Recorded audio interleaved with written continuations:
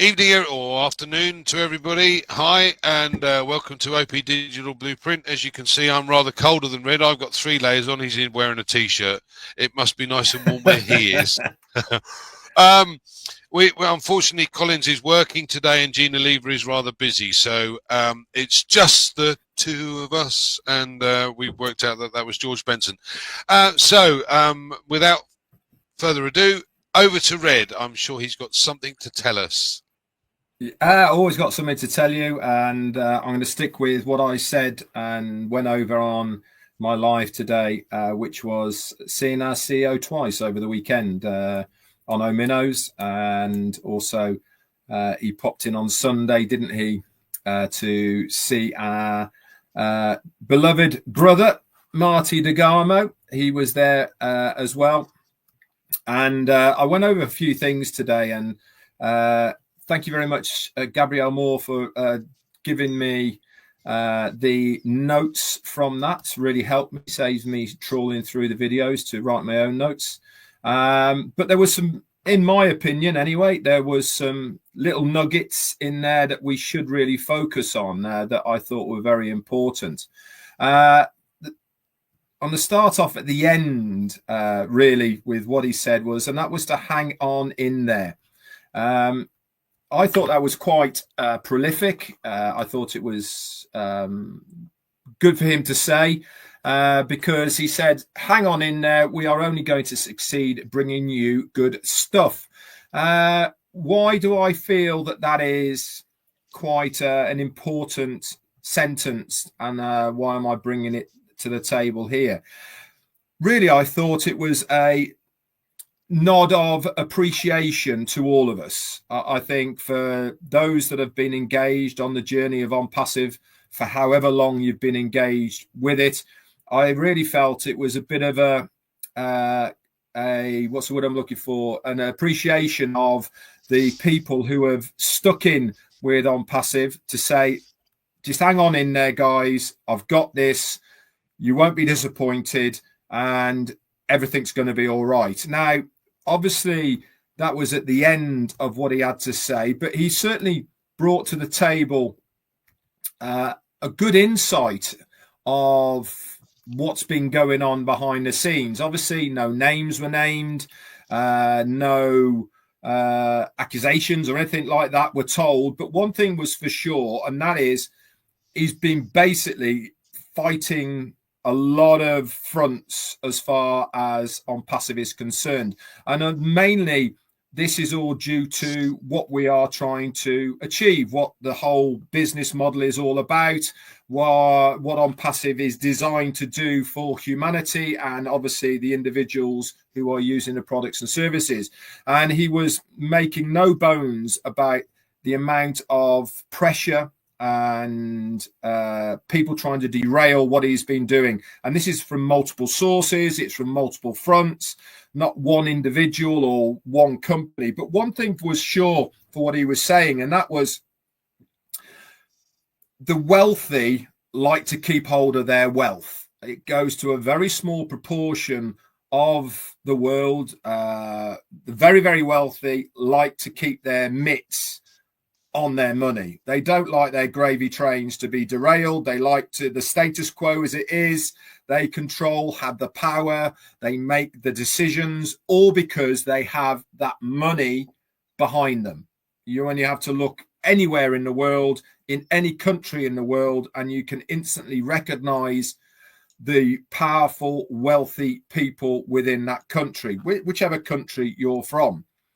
When a company like OnPassive comes along and they are bringing something as a level playing field that's fair to everyone, that people are allowed to make money in, that the top percent aren't the ones that are going to get rich, which means the top percent aren't the ones that are controlling or in power, they don't like that.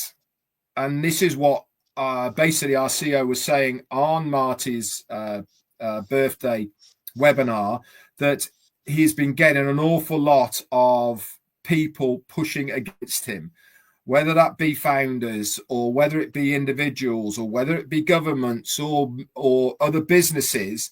They are all trying their best not to allow OnPassive to happen. Now, here's the good thing. He was adamant in what he was saying, that nothing is going to stop them. Okay. He also said that in the internet environment at the moment, it's a lot easier to do things that are beneficial to people. With the importance of AI now, specifically at the moment, it's very much a buzz thing with what's been happening in the news. AI really is the buzz thing. We've been involved with it now for a long time, and we know that our products and services have that integrated. But the bottom line is, he was saying that he is here to stay. He's not leaving. We're not going anywhere. We are going to make this through, and you guys are going to be very, very pleased, happy, and surprised with what we are going to give you. And this is what I really liked about what happened on Sunday, was that his commitment to us. You know, he was basically laying it bare to say, I'm committed still to the cause of OnPassive, to make it work, to bring it back so that we can get going again. I'm not giving up on you, regardless of what I'm getting thrown at me. I'm here to stay, and you are going to be very happy with the outcome. Back to you, Andy. Thanks, Red. I think this is very interesting about having, you know, outside influences trying to derail everything before it really, you know, gets going. And quite honestly, you know, this is, in my view, when you've got something like OnPassive, they know what's coming. And because they know what's coming, it frightens them. Because as you quite rightly point out, this money flow goes to the ones in with the power. And when you have you could almost call him an upstart, you know, wanting to muscle in on that, and then all of a sudden creating something that is better than and better value than, then of course they're not going to like it. What annoys me is the fact that we have a free society, or one would hope we've got a free society, for everybody to have the same opportunity. We don't, because of situations like this, and that annoys me. So when you've got a man like Ashmi Farah who turns around and says, no matter what, guys, I'm going to pull through, I'm going to get this done come hell or high water, you know, everybody, and I mean absolutely everybody that's already with us, should be backing this man 100%. Come, let's go. The collective pushes it forward. The collective mind, what you think and believe a man can achieve, you know. So if we all believe, then nothing can stop him. But like I said, this international business espionage, you could call it, is sickening to the core. Anyway, any other points you'd like to raise, Red?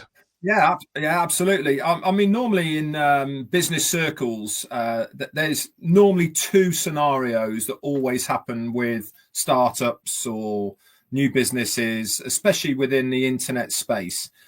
And this is widely known, and you can name so many different companies that have actioned these two scenarios. And the first one is big businesses buy the startup, right? You have a look at Bing, for instance. For Microsoft, they bought that search engine because, quite frankly, it was cheaper to buy them than it was to build their own. And you can name a lot of other companies that do exactly this. They find them not a threat per se, but certainly something that they can integrate and use within their own business. So instead of doing the other scenario, which is breaking them, let's just buy them. because at the end of the day, you know that old saying, everything's for sale for a price. Well, not in our case. How many times have we been told by our CEO that OnPassive will never be for sale and it will never be floated on the stock exchange, which means it's not going to be a limited company and have shareholders and all the rest of it. It's privately owned. So what's the other scenario? Exactly what is happening right now to OnPassive. You have multiple scenarios and multiple fronts of people trying to break OnPassive because they've probably tried to buy it in one way, shape or form, or to integrate it into their own business rather than having the OnPassive as a standalone. So that didn't work, did it? So what's the other alternative? I know, let's do everything within our power with the money resources that we have to break OnPassive so that it is no more and it is not a threat. One other interesting point that Ash did bring out on Marty's was about wealth. He was saying there's no problem about money, right? The wealth in the world is there already. You don't have to reinvent more money because there's literally trillions of it floating around all over the place. The problem is who has the control of that wealth. And that is the unfair part of our society across the globe. That is something that I know that our CEO wants to change. And the OnPassive platform will go a long way to change how that distribution of money and wealth is going to be done through the platform of OnPassive. These sort of things they don't like, do they? I mean, we can talk about other businesses and scenarios within the world. Look at cryptocurrency, for instance. Look at the amount of pushing against it has over the 11 years it's been in circulation as Bitcoin. But guess what? All of a sudden, it's starting to become a much more acceptable currency. Why? Because governments are falling over themselves to get a slice of that cake, because more and more users are involving themselves with digital currencies that they are thinking, holy, we better get involved with this and have a little bit of control of it. Otherwise, we're going to lose it all together. So things are moving. This is why I believe with OnPassive that the longer we go, the more that we are moving forward, which we are, the better off we're going to be as far as negotiations or integrations and all these sort of things are going to be in the future, because we're not just green round the edges anymore, are we? You know, we've been here 6.5 years. We know a trick or two. Anything that's happened probably has. Anything that can happen probably already has. So we are certainly moving forward with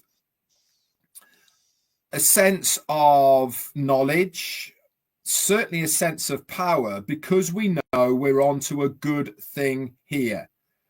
People wouldn't go out of their way to do what they're doing if what we were doing was worthless to them, was rubbish. It's not going to have an effect on them.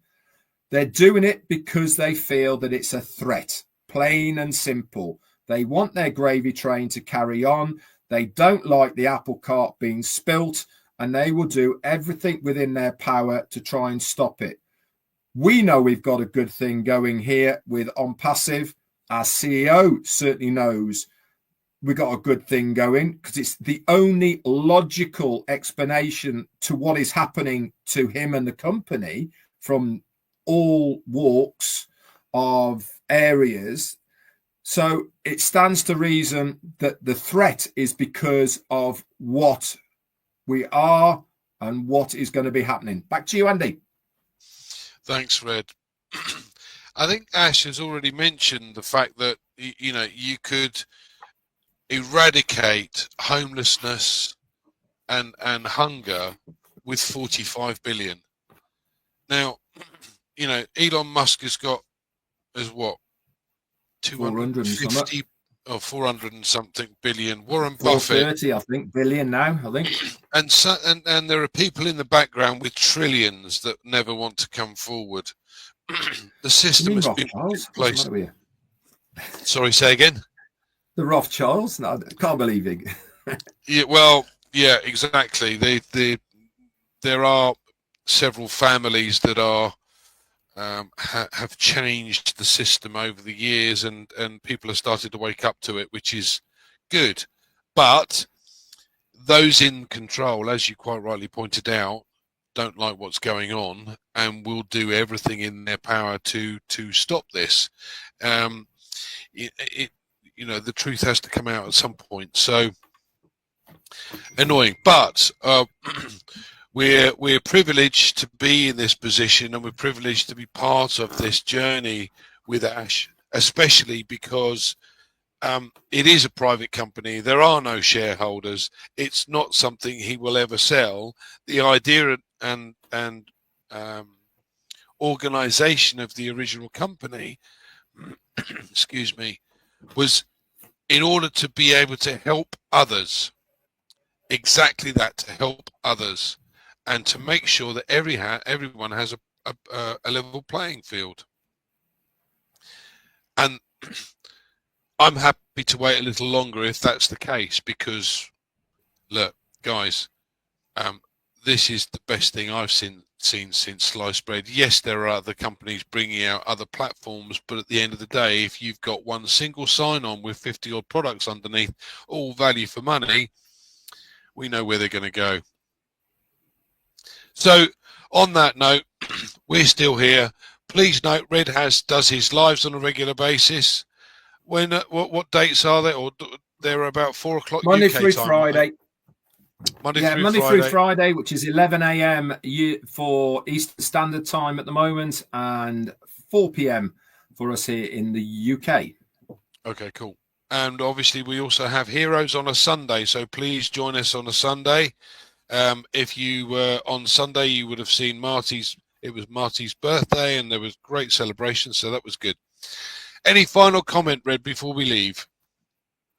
No, the only final comment I've got was seeing our CEO Ashmi Farah certainly gives us all a lift. And I thought it was very timely, important to see him over the weekend. We like seeing the guy, plain and simple. It makes us feel good. It gives us a boost. It gives us a lift. It makes us more confident about the process that's happening at the moment, because we see him and we know that he hasn't gone anywhere. If I was a wishing man, I'd like to see more of the guy. But he's got his reasons for where he is and what he's doing. He basically doesn't trust anybody. He likes to make the mix of uncertainty and guessing. I think that is extremely important at the moment. There's been an awful lot of leakages within the business prior. And what he wants to do is get 2.0 going with a bang, and the only way you can do that is to shock people, and the only way you can shock people is to keep it as secret as possible, so that when you go live with the next phase of OnPassive, it really is going to grab the attention. And that is exactly what he's after. He's not hiding per se. He's been very tactful, or tactical, sorry, should I say, about what he is doing. Over to you. Absolutely. I think mistakes were made initially by releasing certain information, and we know that a number of founders in various different locations spread different thoughts to what he actually wanted to convey. So there was a lot of Chinese whispers, and it didn't go down very well. So yes, this makes a hell of a difference. Why tell everybody what you're doing? Let's get it done and then release it. And as you say, I'll give you a perfect example, right? The iPhone. We all know it. We all love it or hate it. Doesn't really matter. The only time you ever see the next generation iPhone is when when they have that big unveiling once a year or whenever it is. There's no sneaky previews, is there, or anything like that. That's the only time you ever see it. And the reason it's done like that is by design. It grabs attention. It makes people desire for it more because they want to be one of the first to have it. Very good marketing tactics. They've always done the same. It works for them. And I am sure that our CEO looks at stuff like this and notices, yeah, that's how to do it. We don't have to give any excuses, reasons why it didn't work 5 million times before we got to this stage. It's nobody else's business. What is important as this new iPhone version, whatever it is absolutely singing and dancing. It does what it says on the tin and everybody's going to love it. That's what they're after. How many times they failed getting to that stage from a customer's point of view doesn't matter. And I think this is lessons that have been learned from our CEO. And it was all done for the right reasons in his mind. He wanted to keep us engaged. He wanted to keep us up to date with what was going on. But as Andy's definitely said correctly, too many people took that information, twisted, turned it, made it into something else. Chinese whispers got the best of it. And by the end of the regurgitation down the line, it was completely different. Didn't do the companies any favors whatsoever. Back to you. Yeah, absolutely. Absolutely. So, as I said, join us. Keep listening to Red's Lives. Join us on next Tuesday. I'm sure we'll be here, and obviously for Heroes on a Sunday. In the meantime, enjoy your week, guys. Thanks for joining us.